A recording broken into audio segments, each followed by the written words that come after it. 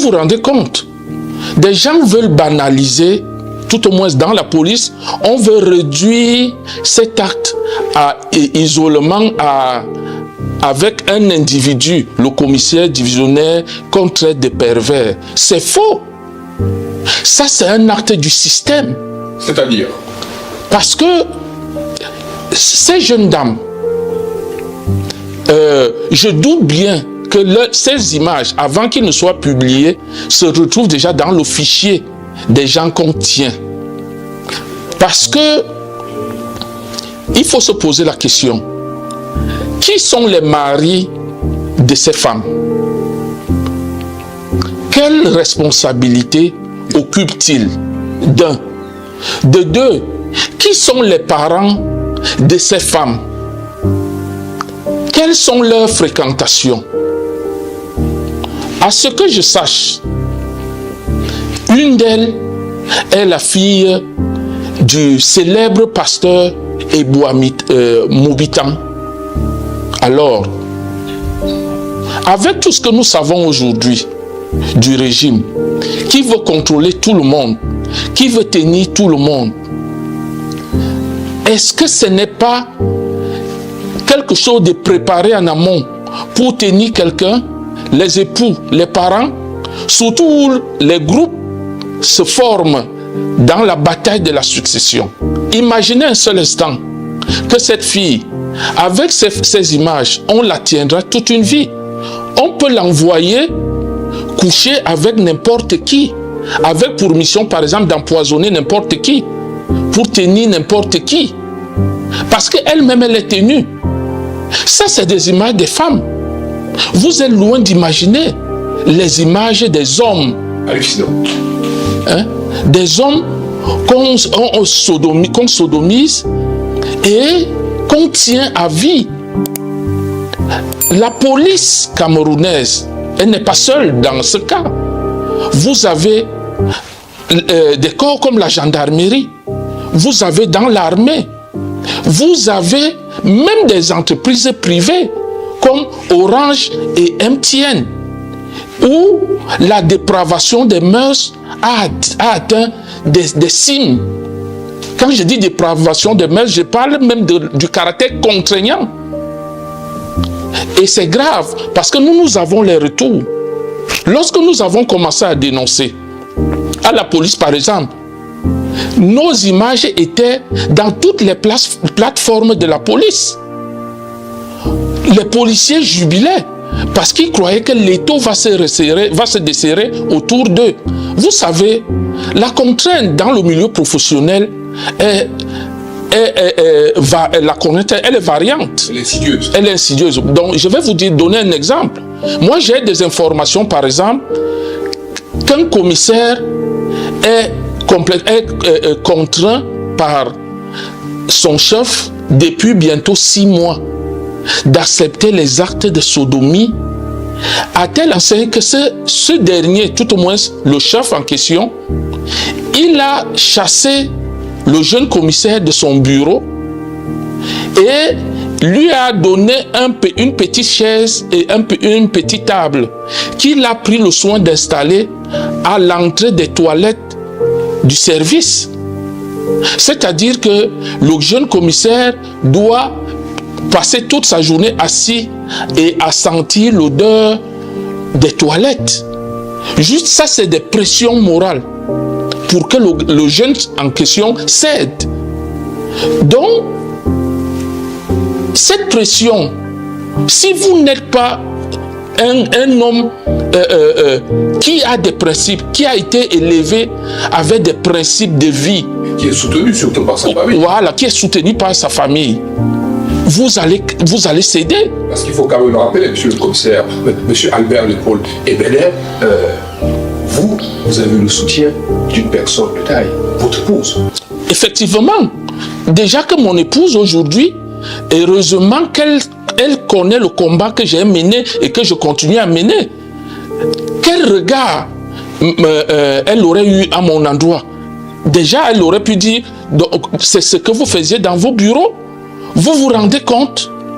C'est ce que vous faisiez avec vos collègues.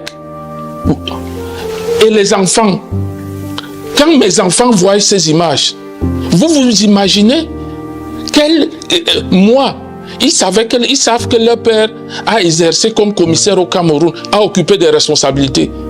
C'est à ça qu'ils m'auraient renvoyé. Est-ce que vous comprenez bien ça? Monsieur le commissaire Bellet, tout à l'heure, bon, ça c'est en aparté, quand vous arriviez, on vous a vu avec un sachet. Dans ce sachet, il y avait vos tenues d'officier de police. Non. Vous avez dit que vous allez les jeter à Emmaüs, c'est ce que vous avez dit? Effectivement. Ce qui me reste de la police, les tenues que j'avais ramenées du Cameroun, j'ai décidé de les remettre à Emmaüs. Parce que j'ai honte. J'ai honte, monsieur Moda, quand je vois ça. Et des gens, je suis obligé de m'expliquer. C'est-à-dire des gens m'interpellent de partout. Commissaire, au Mali, au Sénégal, on m'appelle, on m'écrit en inbox. Qu'est-ce qui se passe, commissaire, dans votre pays? Donc c'est ce que vous, les policiers chez vous font. Monsieur le commissaire, vous évoquiez tout à l'heure le fait que ces images dont vous avez eu accès en raison de votre posture aux renseignements généraux de l'époque permettent en réalité de tenir toute la République. Mais oui, monsieur Moda. Lorsqu'on tient ces jeunes filles que vous voyez, je ne sais pas exactement quelle était leur responsabilité, mais elles devraient certainement avoir des responsabilités et il est question de préparer aux missions qu'on va leur assigner. Elles peuvent même être envoyées pour tuer leurs propres parents. Et elles ne vont pas reculer. Parce qu'on les tient en chantage. Je ne pense pas, monsieur Moda, que cette affaire se repose seulement sur le commissaire de police. Cette affaire est une affaire du système. Elle est systémique. À la présidence, c'est grave. Je vais vous donner un exemple. En fait, je vais citer un peu des noms pour que vous compreniez ce que je veux dire. En 2006, un commissaire de police de ma promotion viole un enfant de 16 ans dans un hôtel en Balmayo. Commissaire de police de son état, il a détruit le derrière de cet enfant. Les responsables, quand cet enfant sort de l'hôtel, le sang coule partout sur le chemin. Les responsables de l'hôtel appellent le procureur qui vient sur place avec la gendarmerie. On met la main sur le commissaire, sur une personne et on se rend compte que cette personne est commissaire de police. En 2006, vous dites? En 2006. Et le commissaire en question est mis sous mandat de dépôt à la prison de Mbalmayo. Tous les promotionnaires, tous les policiers connaissent cette histoire. Vous savez qui est allé chercher ce commissaire à la prison pour le ramener en service et il est aujourd'hui en service? Vous allez nous dire.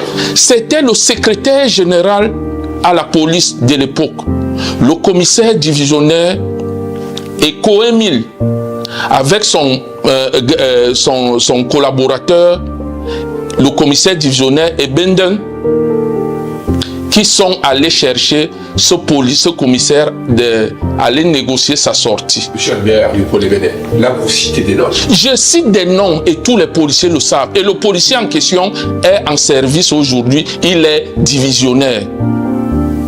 Pourquoi vous voulez savoir? Parce que le divisionnaire Eko Emile couchait également avec ce jeune commissaire.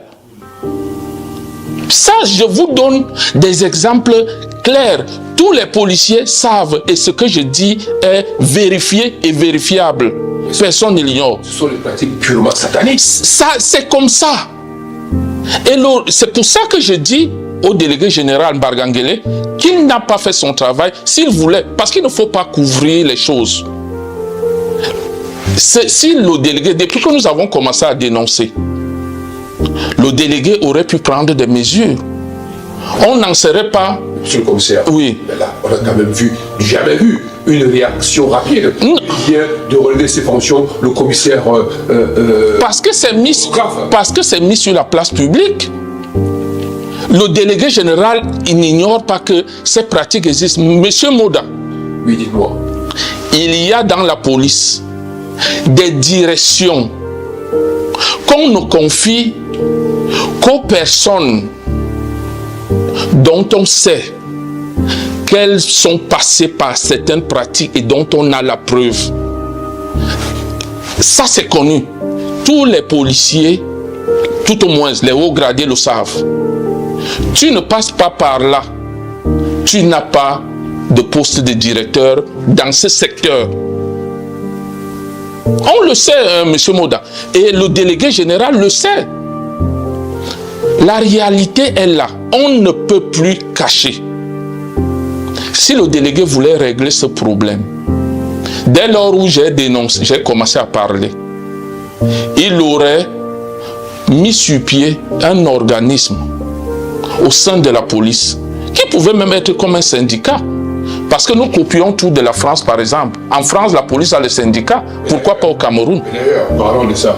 Bon, ici, en France, où nous sommes, il y a l'IGPN, la police de police. Au Cameroun, il y a une police de police. Il y a une police de police. Bon, ça c'est un autre domaine. Parce que ça n'a rien à voir avec... Parce que pour être dans la police, il faut être hyper intègre. Bien sûr. Mais ceux qui sont dans la police sont-ils intègres? Vous allez le dire. Non, non, non. On connaît comment les postes au Cameroun, on connaît. Vous allez voir, le délégué général actuel a ses hommes.